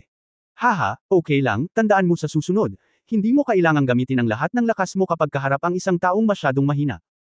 Kung mag-isa kang maglalakad sa labas sa hinaharap, palaging mas ligtas na mag-iwan ng ilang trump card. Oo, guro. Sa restaurant, ang lalaking naka-fur coat ay tumingin sa tatlong master at servant na naglalakad palayo, at isang mapaglarong ngiti ang lumitaw sa gilid ng kanyang bibig. Tumalon ang figure ng lalaki, tumalon sa kalye, at sumunod mula sa likuran. Kabanata 2158 ang nakatagong powerhouse. 2158. Naglakad si Ye Fan kasama ang dalawang babae saglit, at pagkatapos ay pumunta sa isang kalye na may mas kaunting tao, para lang huminto. May mali ba? Tanong ni Ye Fan nang hindi lumilingon. Napangiti nang hindi inaasahan ang gwapong lalaki sa likod na may dalang wine bag at fur coat. Haha, nahanap na talaga ito ng kamahalan. Gumawa ng ilang hakbang ang lalaki at lumapit sa gilid ni Ye Fan, Zhang Ziyu sa susunod, maglakas loob na tanungin ang kamahalan, ano ang iyong pangalan? Parehong natigilan sina Ching He at Kaikyo, hindi nila ito namalayan. Ang mga tao ay sumusunod, na nangangahulugan na ang taong ito ay hindi bababa sa hindi mas mahina kaysa sa kanila. Sinulyapan siya ni Ye Fan nang walang pakialam. Hindi niya gusto ang lalaking ito na may hippie smile at sinundan siya, at natural na ayaw niyang sabihin sa kanya ang kanyang pangalan. Sneaky, anong gusto mong gawin? Walang pakialam si Zhang Ziyu, at ngumiti nang humihingi ng tawad, kung nasaktan mo ang iyong kamahalan, hihingi ng tawad si Zhang Exi, hindi ito mali siya. Ngayon ko lang nakita ng sarili kong mga mata ang kamahalan, dito para parusahan ang kasamaan. Yang Shan, talagang hinahangaan ko ang kamahalan ng mga lalaking pumatay sa Zhenbei Army. Iyong kamahalan, hindi mo alam, sa Beiming City, ang Zhenbei Army ay isang tyrant, at ang itaas at ibaba ay magkakasama, at ang kanilang estilo ay napakahirap. Sinasadyang pahirapan ng mga barbarong sibilyang iyon. Kaya lang, inaapi mo pa rin ang mga tao sa Euro City, at marami kang masasamang gawa. Talaga. Umiling si Ye Fan, kabilang ka sa angkan ng Xuanming, tama. Hindi mo gusto ang hukbo ng Zhenbei, o ang angkan ng Shenlong. Bagamat ang Zhang Ziyo na ito ay may impormasyon tulad ng hidden cultivation, ang lakas ni Ye Fan ay mas mataas kaysa sa kanya, at ang kanyang kakayahan sa perception ay mas malakas kaysa sa karamihan ng mga tao. Bilang karagdagan, kilala ko si Zuan Ming, kaya napansin ko na ang bloodline ng lalaking ito. Natigilan si Zhang Ziyu saglit, at pagkatapos ay sinabing haha, so nakita na ito ng kamahalan. Oo, ito ang pamilya Zhang ng pamilya Xuanming. Gayunpaman, huwag isipin na sinusubukan ni Zhang na suron ang Zhenbei Army at ang pamilyang Shenlong. Sinasabi lang dito, ang Beiming City ay ang ancestral land ng aming Xuanming clan. Hindi bababa sa kalahati ng mga tao dito ay mga inapo ng aming Xuanming clan. Masasabi ni Ziyo ng walang pagsuway na mula pa noong sinaunang panahon, kung hindi dahil sa ating Xuanming clan, ang Northern Territory at Beiming City ay nasakop na sana ng malalaking tribong iyon sa kagubatan. Pero paano naman ngayon? Dahil lamang ang Zhenbei Army at ang maharlikang pamilya ay nagsabuatan at gumamit ng ilang paraan, naisip ng mundo na ang Zhenbei Army, ang Zhenbei Marquis ng Shenlong clan, ang nagpoprotekta sa lupaing ito. Hehe. Kinuha niya ang credit ng aming Xuanming clan. Yun nga lang, kung tutusin, nagbabantay kami sa isang panig para sa sarili naming angkan, at wala kaming pakialam sa mga maling pangalan. Gayunpaman, labis nilang inapi ang mga tao rito, na talagang ikinagalit sa amin ng angkan ng Xuanming. Sa pagsasalita tungkol dito, tuwid ang ekspresyon ni Zhang Ziyu, at ikinulong niya ang kanyang mga kamay at sinabi, narito si Zhang, salamat, kamahalan, para sa mga tao rito, dahil sa galit. Malamig na sinabi ni Ye Fan, kung iyon lang ang kailangan mo, maaari kang pumunta pagkatapos mong magsalita. Sinabi ni Zhang Ziyu na may pag-aalala, kamahalan, wala kang alam, ang Ye Zhenqing na kakaalis lang ng iyong kasambahay ay si Shenlong Ye. Ang direktang linya ni Shi, ang Changyu na pinatay mo sa labas ng lungsod ay ang kanyang bayaw. Ang dalawang taong ito ay nambubuli sa iba at gumagawa ng maraming masasamang bagay, umaasa sa kanilang backstage, ang kanang kamay ni Zhenbei Hao, kontrolado nilang lahat si Ye Hong. Na si Ye Zhenqing ay pinsan din ni Ye Hong, pareho sila ng raccoon dog. Tanong ni Ye Fan na may kalahating ngiti. Ano ang ibig mong sabihin sa pagsasabi nito sa akin? Makikita na ang iyong kamahalan ay isang dalubhasa, kung hindi ay hindi ka nagdala ng dalawang dalaga sa kaharian ng mga makalangit na hari. Bagamat nag-aatubili kang ihayag ang iyong pagkakakilanlan at pinagmulan, hinahangaan ni Zhang ang iyong pusong magalang. Nag-aalala rin si Zhang Mo sa iyong kaligtasan, kaya espesyal siyang pumunta para ipaalala sa kanya na kung si Ye Hong, o maging si Ye Wangto, ang hao ng Zhenbei, ay dumating. Kung kailangan ito ng iyong kamahalan, handa si Zhang Mo na dalhin ang mga kapatid ni Xuanming upang tulungan ang iyong kamahalan. Ang aming Xuanming clan ay hinding-hindi papayag na ang isang magalang na tao tulad ng inyong kamahalan ay uusigin ng Zhenbei Army dito. Mukhang matuwid si Zhang Ziyo. Dahil naglakas loob akong gawin ito, hindi ako natatakot na dumating sila. Sabi ni Ye Fan. Ngumiti si Zhang Ziyo nang may pagkaunawa, syempre, ang iyong mga kasambahay ay nasa kaharian ng langit, kahit na hindi ka mataas sa banal na kaharian. Mga tao, kahit man lang sa mga heavenly emperors. Gayunpaman, natatakot ako na hindi alam ng iyong kamahalan. Bagamat ang Zhenbei Army ay tila may iilan lamang na makalangit na mga hari tulad ni Ye Wangto, sa katunayan, palaging may lihim na powerhouse mula sa pamilyang Shenlong. Ang lahat ng ito ay upang mag-ingat sa mga kapangyarihan ng banal na kaharian sa ligaw na bahagi. Ito ay inilihim at iilan lamang sa atin ang nakakaalam nito. Ang Saint Covenant ay may bisa, ngunit ito rin ay isang kaso kung saan ang parehong partido ay kwalipikado na makipag-ayos ng mga kondisyon. Kung walang banal na lupaing mauupuan, paano nga ba makokontrol ang sitwasyon sa gilid ng hangganan? Hindi kailangan nating pumunta sa imperial na lungsod para imbitahan si Emperor Mingju kapag sumalakay ang ligaw at banal na kaharian. Saka paano na? Sa makatuwid, kung talagang gagawin ng iyong kamahalan ang bagay na ito, maaaring mapanganib kung ililipat mo ang iyong cultivation base. Ang puso ni Ye Fan ay kumikilos, at siguradong tama. Ang mga nakatagong sagradong kapangyarihan ng dakilang ekspedisyong ito ay mas malakas kaysa sa mga nasa maliwanag na bahagi. Marami. Nang makita niya ang dalawang sagradong lugar na nagbabantay sa mausoleum sa Imperial Mausoleum, napagtanto niya ito. Ngayon, tila ang Beiming City ay dapat magkaroon ng mga sagradong lugar na namamahala. Kahit na, marahil ang Shenlong clan at ang Xuanming clan, mayroong isang banal na lugar dito, kung hindi, paano makikipagkompetensya ang Shenlong clan sa Earth Snake ng Xuanming clan? Sa background ng apat na major clans, kahit na karamihan sa mga powerhouse ng sagradong lugar ay wala sa clan, nag-iiwan ng isa o dalawa, ano sa palagay mo? Hindi naman mahirap. Hindi lahat ng banal na lugar ay gustong maglibot, lalo na yung mga bata pa at may mga kamag-anak na ayaw. Sumuko. Sa pagdaan ng mga taon, pagkatapos ng mga pagbabago sa buhay, aalis ka lang. Kung tungkol sa katotohanang hindi alam ng karamihan, ito ay talagang nauugnay sa kalawakan ng mundo, at ang pagpapakalat ng impormasyon ay hindi masyadong maginhawa. Lumitaw lamang ang internet pagkatapos dumating si Chu Yunyao, at karamihan sa pagpapasikat ay sa mga kabataan lamang, at maraming kabataan ang walang pagkakataon na maunawaan ang tungkol sa mga bagay ng mas lumang henerasyon ng mga kapangyarihan ng banal na kaharian. Kung hindi dahil dito, hindi ito magiging katulad ng nangungunang 10 makalangit na hari sa internet. Normal na magkaroon ng isang banal na lugar na nakatalaga sa isang pangunahing lugar sa hangganan, ngunit hindi ito ang pinakadelikadong sitwasyon, at hindi na kailangan para sa isang banal na lugar na powerhouse na lumabas. Nakikita ko, hindi mo kailangang sumunod, patagang sabi ni Ye Fan. Nang makitang wala pa ring ekspresyon si Ye Fan, medyo natarante si Zhang Zio, kaya nagtanong siya, saan ka pupunta? May kailangan pa ba akong gawin? Baka may isang Zhang na makapagbigay sa akin ng pabor. Nawala ako sa harapan ko. Ayaw pumunta ni Ye Fan sa Fei Hei firm para magtanong tungkol sa mga bagay-bagay, at sinundan siya. Awkward na ngumiti si Zhang Zio, okay. Kung gayon, kamahalan, pakiusap. Si Zhang ay aalis na. Mabilis na umalis si Ye Fan kasama ang 2 anak na babae, at marami na siyang naantala ng Zhang Zio na ito. Maaaring hulaan ni Ye Fan ang taong ito, ngunit hindi siya nag-abala sa pag-abala sa kanya. Pagkaalis ni Ye Fan at ng iba pa, sumunod ang isang katulong sa likuran ni Zhang Zio, at nagtanong na may malungkot na ekspresyon, Guro, ano ang pagkakakilanlan ng taong ito? Hindi kita bibigyan ng mukha. Kinuha ni Zhang Zio ang bag ng alak at humigop ng alak, ibig sabihin, ngumiti siya ng malalim, ayos lang, habang hindi siya nagmumura kay Tio Ben, mas totoo siya. Anyway, sa usapan namin ngayon lang, maraming nakakita na si Uncle Ben ang kausap niya, na-achieve na yung goal, hintayin na lang natin yung show. Master, kailangan pa ba nating sumunod? Tanong ng katulong. Hindi, nakakairite talaga siya, hindi maganda sa atin, tara na. Uwi na tayo, hehe. Kausapin mo ang may-ari ng bahay, medyo interesante ang taong ito. Tumalikod si Zhang Zio at naglakad palayo habang umiinom ng konting tune. Kabanata 2159 na Aklat Militar. 2159. Zhenbei Army Commander's Mansion, sa pag-aaral ng Commander. Umupo si Ye Wangto sa likod ng mesa, hawak ang libro ng militar, at binabasa ito ng may seryosong mukha. Hawak ni Ji Soxon ang kanyang mobile phone at patuloy na nakikipag-usap kay Shui Bo. Itong bata, bakit walang pag-aalala? Aba! Tumingin si Ye Wangto nang walang pakialam, hindi ko pa rin alam kung saan siya nagpunta. Hindi kaya. Alam lang ni Shui Bo at ng iba pa na lalabas ang batang ito.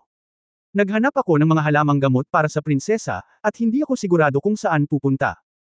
Namilog ang mga mata ni Jisoo, at nag-alinlangan siya, Oy, sir, hindi mo ba sinabi noong huling beses na bibili si Fanner ng mga ligaw na damo? Hindi siya dapat sumama. Ilang dito. Ha? Nang ahas siyang lumapit, nabalian ko ang kanyang paa. Huling kalahating taon ng Xuanyuan Academy, sa isang kritikal na sandali, dahil lamang sa isang maliit na tagumpay, napakakalokohan. Saway ni Ye Wangto. Nakuha mo. Kapaki-pakinabangbang talunin ang iyong anak. Ang pangunahing prioridad ay ang hanapin muna siya. Kung talagang pumupunta ang batang ito sa ligaw upang maghanap ng mga halamang gamot para sa kapakanan ng kanyang asawa, gaano siya kadelikado. Ngayon ang hukbo ay nasa kaguluhan, at kapag nakatagpo siya ng ilang mga barbaro, kilala niya siya ito ay anak ni Marquis Zhenbei, ngunit ito ay tapos na. Malapit nang umiyak ang puso ni Jisoo. Sinabi ni Ye Wangto ng masama, kung hindi ka mag-aaral at magsanay ng martial arts sa bahay, ikaw ay magiging mayabang, at karapat-dapat ka kung mamatay ka. Wala akong pusong pakialam sa kanya. Kunin ang librong militar sa kamay ng asawa ko. Ye Wangto, tayong dalawa lang ang nandito. Ano ba ang pinagkukunwari mo? Nakahawak na ang librong pangmilitar mo nang nakatalikod. Nakabaliktad ba ang binabasa mo? Biglang napagtanto ni Ye Wangto na ang libro ay hindi tama, at ang kanyang lumang mukha ay namula. Ibaba ang libro at tumalikod. Ubo-ubo. May iniisip lang ako at hindi ko pinansin, paliwanag ni Ye Wangto. Walang pusong pagtawanan si Ji Soxon sa kanyang asawa, namumula ang kanyang mga mata, at sinabi niya, kasalanan mo ang lahat. Hindi ako maaaring maging mabait kay Fanner kapag weekdays. Hindi. Hindi naglakas loob na makipag-usap sa amin ang anak ko, tumakbo siya palabas mag-isa. Si Ye Wangto ay mukhang irritable din, ang kanyang mga mata ay komplikado, at siya ay tahimik. Huminga ng malalim si Jisoo at sinabing, bilisan mo at himukin ang mga tao na magbantay ng mabuti, at magpadala ng mga tao na manood mula sa mga kalapit na bayan. Kung talagang dumating si Fanner sa North Side, hindi mo talaga siya papayagan na pumunta sa ilang. Delikado. Kapag may nangyari sa anak ko, hindi na ako mabubuhay. Nahiya si Ye Wangto at sinabing, bagaman kakaalis lang ng mga barbaro sa kanilang mga tropa, sa pagkakataong ito ang pag-alis ng mga tropa ay napakakaiba, at ngayon ay magpapadala sila ng mga tao upang hanapin ang batang iyon. Natatakot akong hindi nararapat. Anong mali? Kung wala na ang anak mo, sino ang mamumuno sa Zhenbei Army sa hinaharap? Hindi mo ba nakita ang talento ni Fanner? Kapag may nangyari kay Fanner, may iligtas ka ng clan. Sa sobrang galit ni Ji Soxon ay muntik na niyang masampal ang mesa.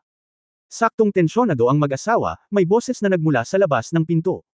Master Hao. Ye Hong. Hinihiling na makita ka. Pasok, mabilis na tumalikod si Ye Wangto. Pinunasan ni Ji Soksan ang gilid ng kanyang mga mata, tahimik na umatras sa isang tabi, at hindi na nang ahas na magsalita pa para bigyan ng mukha ang kanyang asawa. Lahat ay nakasuot ng armor, matangkad, na may makapal na kilay at malatigre na mga mata. Pumasok si Ye Hong sa study at nagbigay ng military salute na may galit na ekspresyon. Master Marquis, napansin mo ba ang pressure ng dalawang makalangit na hari sa lungsod ngayon lang?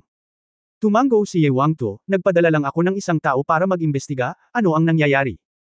Mukhang galit si Ye Hong, ito ay isang ang hindi pamilyar na lalaki na may dalawang kasambahay, ito ay ang kanyang dalawang kasambahay, ang pressure ay pinakawalan. Ano? Isang dalaga ng Heavenly King Realm. Natigilan si Ye Wangto, at si Ji Soksan, na nasa gilid, ay walang pakialam na panasan ang kanyang mga luha, at ang kanyang mukha ay nagulat. Oo, ang taong ito ay nasa labas at nakipag-away kay Chang Yu at direktang pinatay si Chang Yu. Nang arestuhin siya ni Ye Zhenqing, tinusok muli ng kanyang kasambahay ang dantian ni Zhenqing at inalis ang kanyang cultivation. Isang tao. Nakita kong matagal silang nag-uusap ni Zhang Ziyu sa kalye, natatakot ako na marami siyang kinalaman sa angkan ng Xuanming. Nang malapit ng labanan ang moral ng digmaan, napatay siya sa loob at labas ng lungsod, at 100,000 kabahayan ang napinsala. Ito ay malinaw na sinadya na nakakadismaya sa diwan ng aking Zhenbei Army. Nakikiusap ako sa Lord Hao para sa pahintulot na hayaang pamunuan ni Ye Hong ang mga tropa na direktang hulihin ang taong iyon, para mapawi ang galit ng aking mga sundalo ng Zhenbei Army.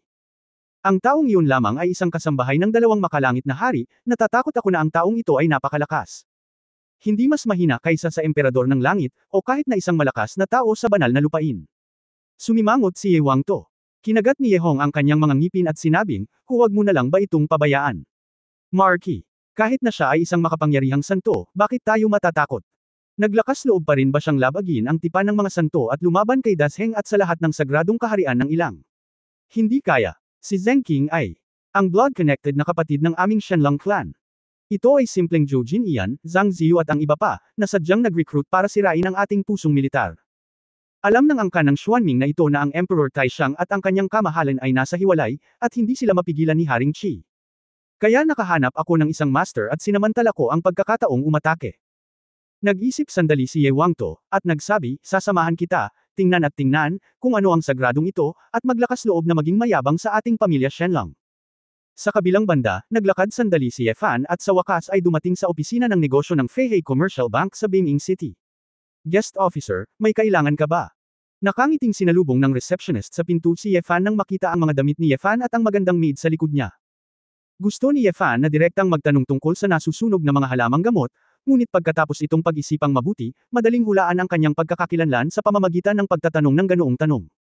Pagkatapos ng lahat, bakit ang isang tagalabas ay magtatanong tungkol sa gayong listahan? Sa isang ideya, direktang sinabi ni Ye Fan, gusto kong bumili ng isang batch ng mga ligaw na materyales sa gamot, mayroon ka bang channel na ito? Medicinal materials. Nagpakita ng kaunting kahihiyan ang receptionist, at pagkatapos mag-isip tungkol dito, nagtanong siya, magkano ang halaga? Medicinal materials. Bakit gusto mo ng milyon-milyong barya? Casual na sabi ni Ye Fan.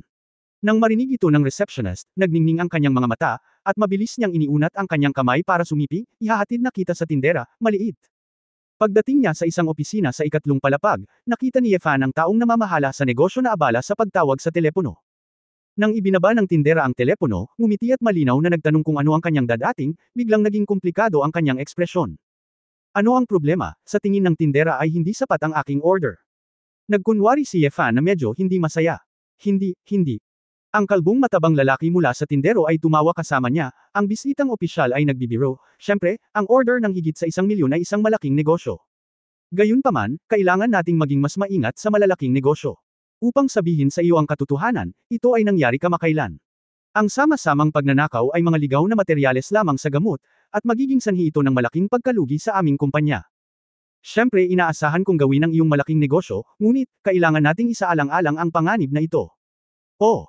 Ang pinakamalaki at pinakaligtas na kumpanya, bakit ninakawan pa? Sabihin mo sa akin ng mabuti at hayaan mo akong sumangguni dito. Sabi ni Ye Fan. Natural na payag ang tindera, kaya nagsimula siyang magsalita. Nakinig si Ye Fan sa ilang mga salita, pagkatapos ay iwinagayway ang kanyang kamay at sinabing, mayroon ka bang mapa dito? Hindi ko masyadong naiintindihan iyon, kaya ituro mo ang mapa at sabihin sa akin. Saan ito ninakawan, at anong mga nakatagong panganib ang nasa malapit, para may polem ko sa akin? May numero, kapag ang narinig ito ng tindero, nagmamadali niyang hiniling ang kanyang mga nasasakupan na kumuha ng mapa ng ilang, at sinabing, Kegwan, tingnan mo ito, isa itong ilang.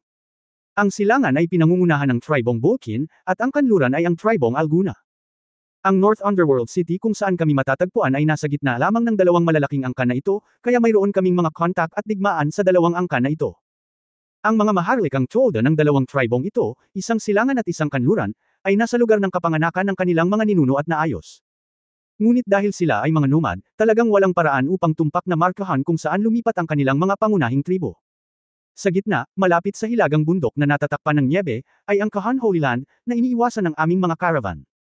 Iyon ang lugar kung saan tinipon ng mga alamat ang mga powerhouse ng Sage Realm ng mga nakaraang dinastiya, kung saan matatagpuan ang salbahan na templo, kapag naapi, magkakaroon ng malaking insidente. Sa makatuwid, ang aming caravan ay karaniwang gumagalaw sa junction ng dalawang angkan at ang Kahan Holy Land, at ang tatlong linyang ito. Matapos itong linawin, itinuro ng tindera ang isang punto sa mapa at sinabing, tingnan mo, bisita, dito tayo ninakawan at sinunog ang mga halamang gamot. Sa katunayan, hindi ito kalayuan sa Beiming City, at may 2 araw pa. Ito ang boundary line sa pagitan ng dalawang grupong etniko na lagi nating nilalakad.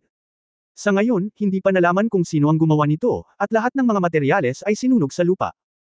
Ang dalawang escort mula sa Eternal Life Realm at ang 7 Spirit Shaping Realm escort ay nawala lahat, at walang mga bangkay sa eksena, kaya hindi ko alam kung sila ay buhay o patay.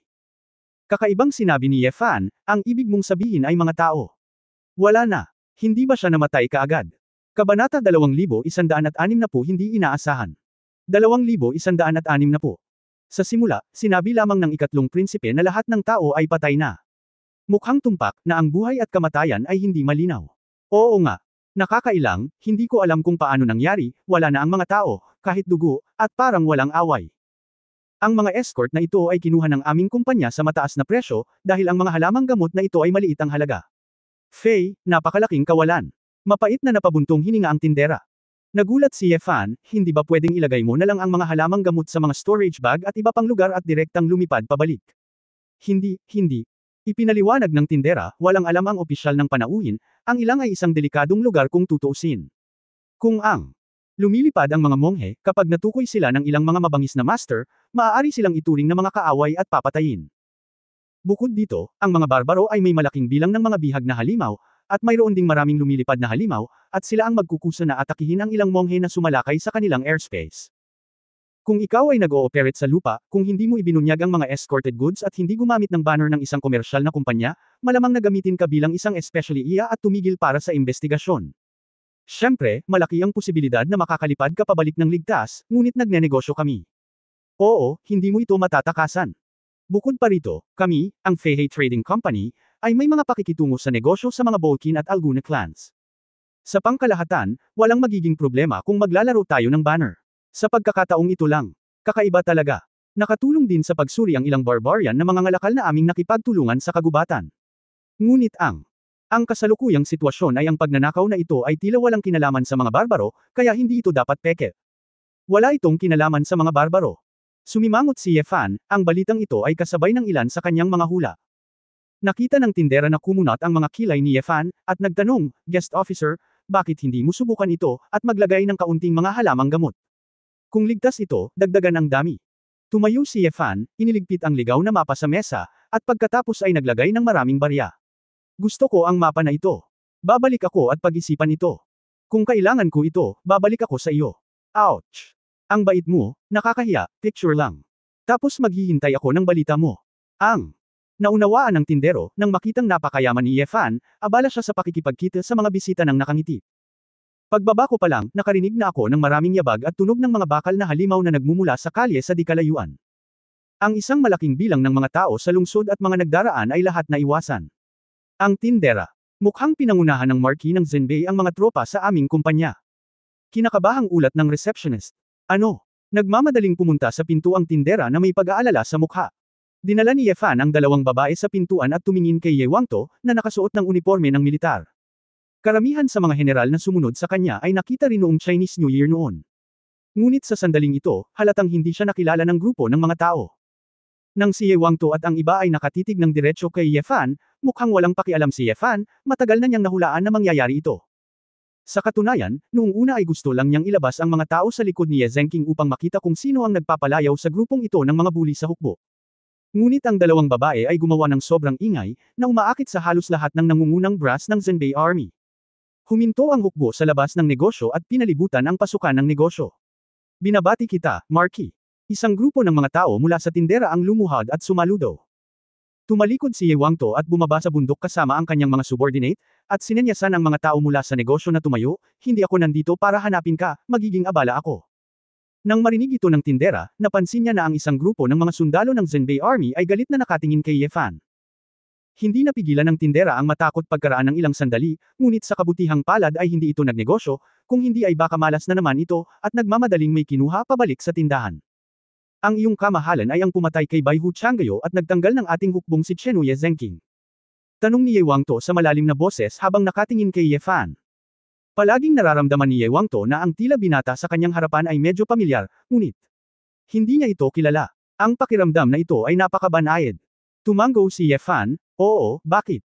Gusto ng Marquis ng Zhenbei na ipaghiganti sila. Gusto kong malaman kung sino ang iyong kamahalan, at bakit mo sinaktan ang aking mga sundalo ng Zhenbei Army. Mataimtim na sinabi ni Ye Wangto. Bahagyang tumawa si Ye Fan, hindi mahalaga kung sino ako. Bago ako hinanap ng Marquis, hindi ba dapat imbestigahan ko muna kung bakit hindi ako nanakit ng iba, ngunit nangyari ba ito sa dalawang iyon? Sumimangot si Ye Fan Wangto, dahil ayaw sabihin ng inyong kamahalan na sabihin ito ng malinaw, mangyaring hilingin muna sa kamahalan na pumunta sa aming kampo ng militar, at pagkatapos ay isa sa alang-alang ko ito pagkatapos kung malaman ang katotohanan. May gagawin ako, kaya hindi ako pupunta sa kampo ng militar, kaya bakit nangyari? Maaari mong itanong ng malinaw ngayon. Malamang may tinatago sa iyo ang ilan sa mga nasasakupan mo. Napatingin si Ye Fan sa grupo ng mga general. Galit na sinabi ni Ye Hong, huwag gumawa ng di pagkakasundo dito. Kahit na may gumawa ng mali sa aking Zhenbei Army, dapat itong ipag-utos ng Marquis at haharapin ng batas militar. Paano mo pahihintulutan ng isang tagalabas na makialam? Tama ka sa Zhenbei Army, tama lang ang ginagawa nito sa Shenlong Clan. Ikaw mismo ang makakasukat. Master Hao, may mali sa taong ito, hindi mo siya basta-basta mapapaalis. Ilan pang general ang nagmungkahi ng malakas. Bago pa makapagsalita si Ye Fan, isang malakas na tawa ang nanggaling sa hindi kalayuan. Ha. Napakalakas ng Shenlong Clan. Napakalakas ng Zhenbei Army. Unti-unting naghiwa-hiwalay ang mga tao, at isang nakasuot ng maitim na asul na fur-colored coat na may mahabang buhok na nakasuklay sa likod, isang nasa katanghaliang gulang na lalaki na may mapagmataas na ekspresyon at medyo mayabang na ekspresyon sa kanyang mukha, ang lumakad kasama ang isang grupo ng mga tao.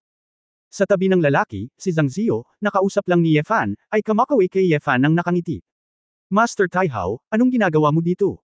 Mahinahong sabi ni Ye Wangto. Nang marinig ito ni Ye Fan, naunawaan niya na ang taong ito ay ang kasalukuyang pinuno ng angkan ng Xuanming, si Zhou Jinian, na nagmana ng titulong Duke Tai Hao. Dahil sa problema sa diskarte ni Zhou Jinian sa pagmamartsa kaya muntik niyang mapatay sina Ye Wangto, Feng Qinglan at iba pa. Pagkatapos ay direktang humantong ito sa kumpletong kontrol ng Zhenbei Hufo sa kapangyarihang militar sa Beiming City, at ang dalawa ay masasabing hindi magkatugma. Sa mga tuntunin ng paglilinang, si Zhou Jinian ay isa sa 5 dakilang emperador ng dakilang pananakop, at siya ang numero 1 eksperto sa Beiming City sa ibabaw, ngunit siya ay mas mahusay kaysa kay Ye Wangto. Kaya lang, sa ilalim ng mga hadlang ng banal na tipan, ang cultivation base ay mataas, at hindi masyadong kapaki-pakinabang ang pamunuan ang mga tropa. Matuwid na sinabi ni Zhou Jinian, narito ako, syempre, para maging patas para sa mga tao ng Beiming City. Pagkatapos magsalita, dinala ni Zhou Jinian ang ilang miyembro ng Xuanming clan at magalang na iniyuko ang kanyang mga kamay kay Ye Fan. Salamat, kamahalan, para sa mga tao ng Beiming City, na naglabas ng kanilang galit, na sina Chang Yu at Ye Zhenqing, na umaasa sa background ng Zhenbei Army at ang Shenlong Clan, ay nangisda sa mga tao. Ngayon, ang kamahalan ay malakas ang loob na pakse ng mga ito, na talagang nakakataba ng puso. Bilang City Lord ng Beiming City at kasalukuyang may-ari ng Xuanming Clan, hinding-hindi hahayaan ni Jin Ian na saktan ng sinuman ang iyong kamahalan. Pagkatapos magsalita, nagdala si Zhou Jinian ng ilang tao at huminto sa pagitan ni Ye Fan at Ye Wangto.